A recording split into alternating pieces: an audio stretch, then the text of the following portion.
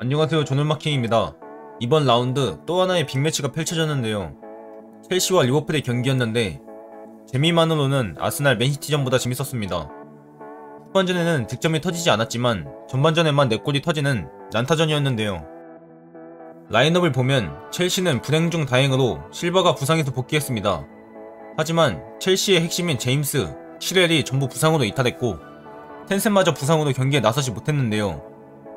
루카쿠는 최근 논란의 인터뷰 탓인지 명단에서 제외가 됐고 경기에 나서지 못하게 되었습니다.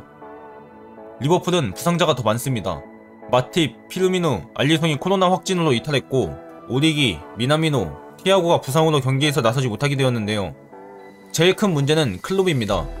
클롭마저 코로나 이슈로 경기에 나서지 못하게 되었습니다. 경기의 전체적인 분위기는 어수선했습니다.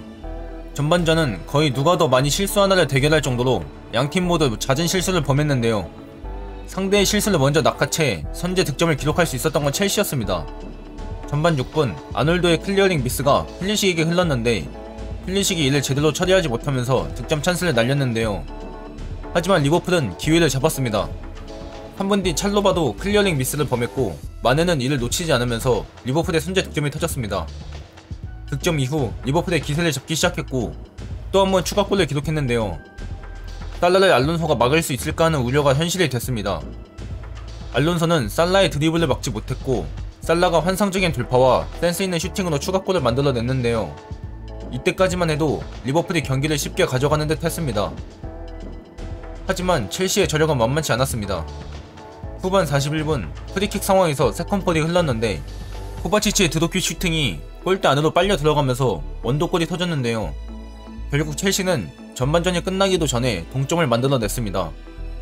불안불안했던 리버풀의 뒷공간을 필리식이 활용했고 이번에는 필리식이 놓치지 않으면서 전반전에만 2대2가 됐는데요. 하지만 후반전에는 추가 득점이 터지지 않았고 경기는 2대2로 마무리되었습니다. 경기 자체는 정말 재밌었습니다. 선수들의 실수가 많긴 했지만 경기의 템포가 너무 빨랐고 공수 전환 속도도 압박의 강도도 강했기 때문에 실수가 많이 나왔는데요. 리버풀은 강한 압박으로 전반전을 주도했습니다. 리버풀의 전방 압박을 보면 상대가 백패스를 하거나 볼을 온전히 소유하고 있지 못할 때 압박을 가하는데요. 첼시가 볼을 제대로 소유하고 있지 않을 때 압박을 강하게 가해 전방에서부터 첼시를 강하게 눌렀습니다. 볼을 탈취했을 때는 빠른 공격 전환으로 공수 전환 속도를 빠르게 가져갔는데요. 첼시가 압박을 벗겨내면 빠르게 수비로 복귀해 수비 전형을 만들었고 무리하게 압박을 가하지 않았습니다. 결국 첼시는 강한 압박 탓에 전반전 경기의 주도권을 리버풀에게 내줬는데요. 빌드업이 잘 되지 않으면서 리버풀에게 볼 소유권을 많이 내줬고 코바치치의 원더골이 터지기 전까지 경기의 흐름은 리버풀 쪽이었습니다. 공격 시에는 이날도 살라, 아놀드, 핸더슨이 위치한 오른쪽 측면을 노렸습니다. 민첩성과 속도가 떨어지는 알론소와 살라를 경합시키면서 알론소를 공략했는데요. 첼시는 이를 알고 리드거가 알론소의 뒷공간을 커버했습니다. 하지만 살라에게는 한 번의 찬스면 충분했는데요. 리드거가 전진한 순간 살라가 순간적으로 침투했고 아놀드의 패스를 받아 득점까지 만들어냈습니다. 다만 평소보다 오른쪽 측면 공격에서 아쉬웠던 건 핸더슨의 부진인데요. 핸더슨이 평소와는 달리 오른쪽 측면을 돌아나가는 움직임이나 하프스페이스 공간 침투가 적었습니다. 아놀드는 살라를 지원해주면서 측면을 넓게 벌리는 경우도 있었지만 대체로 중앙으로 좁혀 미드필드처럼 움직였기에 핸더슨의 적극적인 공격 가담이 필요했습니다. 첼시도 강한 전방 압박을 보였는데요.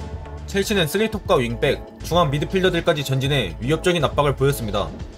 골키퍼한테도 압박을 가하면서 상당히 높은 위치까지 전진해 압박을 가했던 첼시인데요.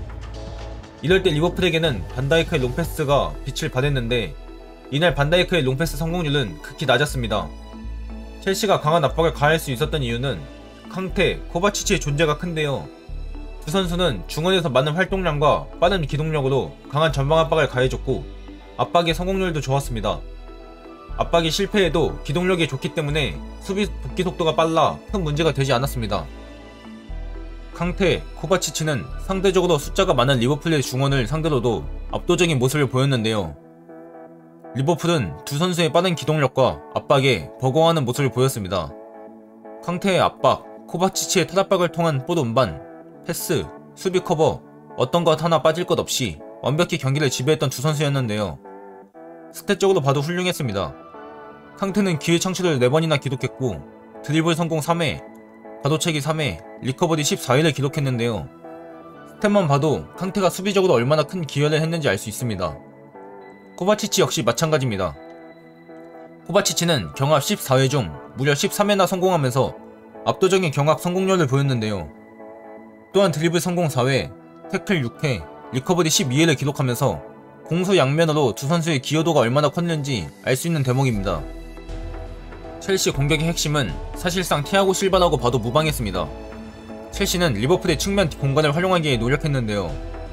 이선과 중앙 미드필더들이 측면 공격을 적극적으로 지원하고 때로는 리드거, 찰로바까지 전진하는 경우도 있었습니다. 다만 리버풀의 측면을 뚫기는 쉽지 않았고 측면에서 볼을 풀어나오지 못하면 다시 뒤로 돌리는데요. 이때 실바의 역할이 가장 중요했습니다. 실바가 백패스를 받고 빠르게 반대 측면으로 전환하면서 측면에서의 전환을 빠르게 가져갔습니다. 실바의 롱패스 시도 비율만 봐도 압도적으로 높은데요. 실바의 롱패스 시도는 21회로 2위인 아놀드와 4개 차이, 성공은 14회로 2위인 아놀드와 5개 차이로 경기 내 1위인데요. 성공률도 높은 성공률을 자랑했고 실바를 활용한 측면에서의 측면 전환으로 리버풀의 측면을 흔들었던 첼시입니다. 첼시는 리버풀의 뒷공간도 공략했습니다. 리버풀은 수비 라인을 높게 올려 두 가지 효과를 얻는데요. 오프사이드 트랩과 동적인 간격을 좁혀 상대가 빠른 템포로 공격을 나가지 못하게 방해하는 것인데요. 하지만 이날 리버풀의 수비 라인은 일정하지 못했고 자주 뚫리는 모습을 보였습니다. 지속적으로 뒷공간 침투를 시도하던 첼시의 전방 자원들이었는데 결국 득점까지 만들어냈습니다. 아놀드가 전진하면서 생긴 뒷공간을 코나테가 커버하기 위해 딸려나갔고 코나테가 있던 공간은 아무도 커버하지 못했는데요. 이를 필리식이 눈치채고 빠르게 침투에 들어갔고 동점골까지 터뜨리는데 성공한 첼시입니다. 이날 경기는 왜 두 팀이 우승 경쟁을 하고 있는지 알 수 있는 경기였는데요. 부상자가 많고 일정이 빡빡함에도 불구하고 좋은 경기를 펼친 두 팀입니다. 하지만 첼시와 리버풀이 서로 비기면서 웃는 팀은 결국 맨시티인데요. 그 누구도 승점 3점을 가져가지 못하고 1점씩 나눠 가지면서 승점 차가 더욱 벌어지게 되었습니다. 오늘 영상도 봐주셔서 감사합니다.